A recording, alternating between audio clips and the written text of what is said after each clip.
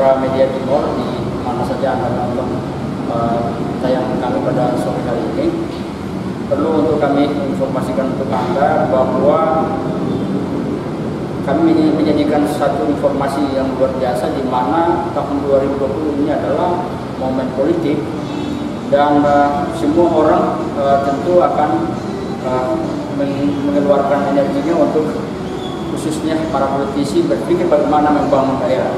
Kita kedatangan tamu dari Padma Indonesia, Pak Gabriel Goa. Beliau ini adalah salah satu orang sosok yang selama ini konsen benar dalam hal melihat persoalan sosial, persoalan hukum dan lain sebagainya. Dan karena itu kita akan mendengar sedikit referensi-referensi apa saja yang kemungkinan dan paling cocok ditawarkan dalam kepentingan pesta politik di 2020. Selamat sore Pak Gabriel. Selamat sore. Apa kabar Pak Gabriel? Baik, dan selamat sore untuk semua peminat dan juga pemerhati di mana saja berada Media Timur di seluruh Indonesia, mulai dari Sabang sampai Merauke. Pak Gabriel, tahun 2020 ini kan momen politik dan semua orang, khusus para politisi, tentu berpikir bagaimana mereka harus ikut dalam momen itu dan bagaimana mereka harus bisa lolos. Tetapi sebagai orang yang selama ini giat dalam persoalan-persoalan sosial, giat dalam persoalan HAM dan lain sebagainya, apa referensi yang bisa ditawarkan dan paling cocok khususnya wilayah timur? Tapi coba kita kali ini kita bergeser ke paling ujung, Papua. Apa yang paling mungkin ditawarkan dan seperti apa sosok-sosok pemimpin? Ya, terima kasih Bung Freya.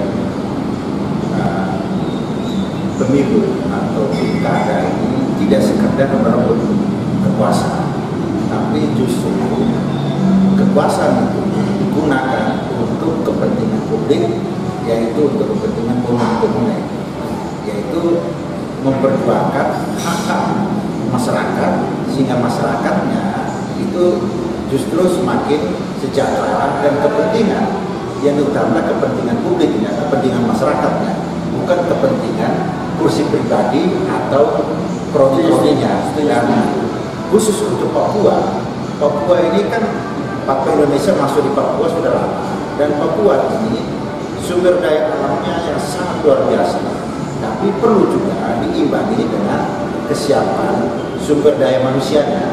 Dalam hal ini sumber daya manusia Papua.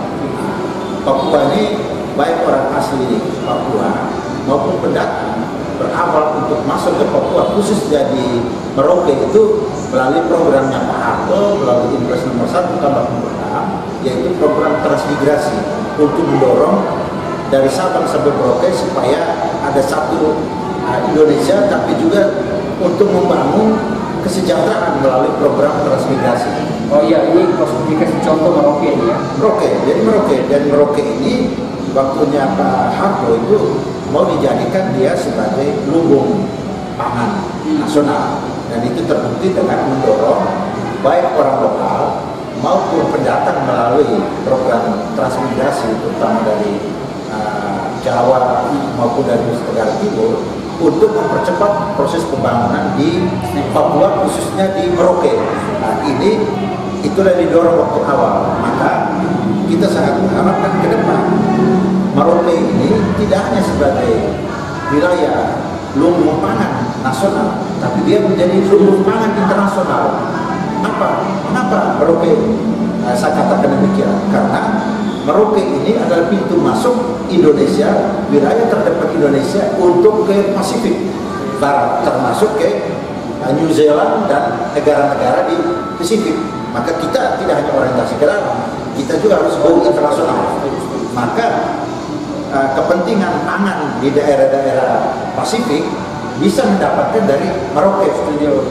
Maka di Merauke harus ada namanya pelabuhan samudera, sehingga bisa kita bongkar muat untuk tidak harus melalui Makassar.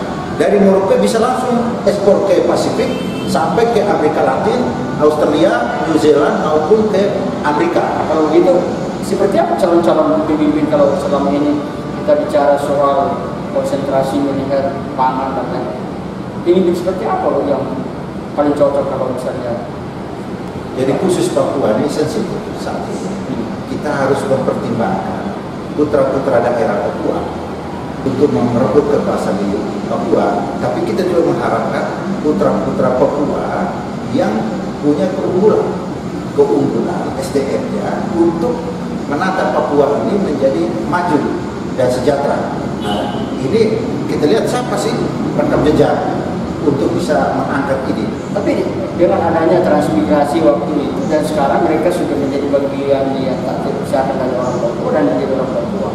Dan kalau punya kemungkinan untuk membangun, saya kira jadi begini, kolaborasi, tapi jangan meminggirkan orang asli Papua. Ini perlu dicatat karena ini lagi didemukan oleh orang Papua asli bahwa kami dipinggirkan, kami didiskriminasi, kami tidak dihargai di NKRI.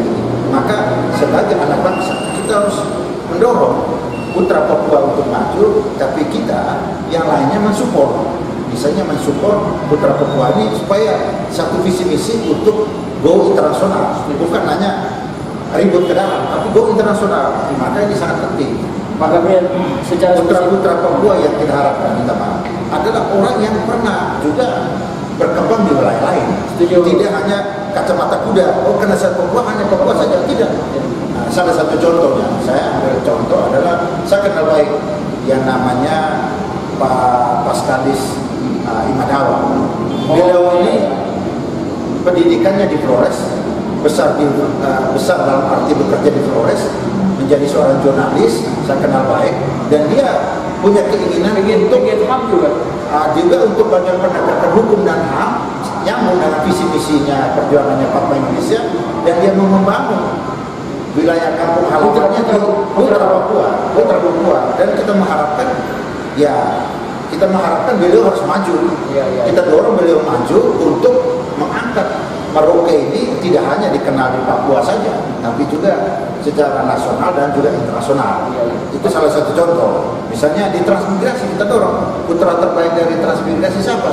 Nah, umumnya di wilayah Merauke itu dari Jawa Timur.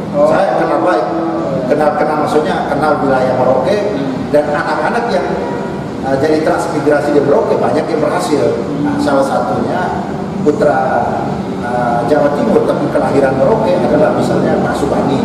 Saya kenal beliau ini karena ini anak trans yang juga perlu untuk kita rangkul bersama, angkat Merauke ini menjadi milik Indonesia untuk dilihat di mata dunia. Nah, ini yang penting. Tapi apakah visi misi mereka itu ada mengarah ke sana, misalnya seperti contoh disebutkan pangan? Nah, jadi saya yakin dan kita harus support. Beliau maksudnya kalau mereka ini yang kita lihat ini punya perspektif ke depan, ya kita juga mendorong ke situ. Tidak hanya menjadi Merauke menjadi lumbung pangan nasional, tapi lumbung pangan internasional. Sarana prasarana yang menuju ke situ apa? Yaitu kita akan dorong pemerintah Jokowi untuk membangun waduk yang besar di sana. Pertama, waduk ini kepentingan apa? Untuk kepentingannya adalah tadi untuk persawahan, sekaligus juga untuk listrik dan juga untuk air minum untuk sana. Karena kalau menjadi kota internasional, Merauke menjadi kota internasional, dia harus memenuhi persyarat itu, telekomunikasi, terus juga ada juga transportasi, sarana prasarana umum yang menunjang. Saya mengusulkan di dalam pemerintah Jokowi, pertama, untuk lumbung pangan internasional perlu ada waduk besar di sana. Kedua, untuk bisa mengangkat keluar perlu ada pelabuhan Samudera yang bisa untuk bongkar muat go internasional. Terus ada bandara internasional di wilayah Merauke, karena kita harus nyanyi Sabang ke Merauke, Merauke-nya tidak pernah diangkat, harus sama aja. Ini penting. Yang kedua, tiga, pariwisata ini kan dia terkenal dengan kota rusa. Kalau perlu kita dorong di situ menjadi sebuah taman safari park untuk di Merauke Selatan, sehingga menarik tadi orang Pasifik, Aussie dan sebagainya bisa melihat di situ. Dan selain itu, yang bekerja di Freeport yang lain kan bisa berlibur melihat juga, oh ada seperti di Afrika, taman safarinya ada di Merauke. Karena di situ nanti ada waduk besar untuk listrik, air dan telekomunikasi. Ini juga penting pada internasional dan pelabuhan Samudera. Tambah lagi SDM harus dibangun, yaitu sekolah-sekolah vokasi, nggak usah universitas. Di Merauke dibutuhkan adalah politeknik pertanian, politeknik perikanan kelautan karena dia wilayahnya luas, politeknik pariwisata. Nah, itu sangat penting, sama politeknik kesehatan supaya ini membantu untuk mendorong peningkatan SDM, tidak hanya nanti SDM unggul dari luar, tapi putra-putra asli Papua termasuk penganakan transmigrasi yang sudah lahir kedua di Merauke itu yang harus disiapkan. Pak Gabriel, bisa closing statement apa ya? Kira-kira kalau kita bicara sama sampai Merauke, Pak Gabriel mengawali diskusi kita soal politik dan tahun politik. Pak Gabriel bicara soal Merauke, closing statementnya untuk Merauke apa? Nah, Merauke harus menjadi pusat internasional di wilayah timur Indonesia.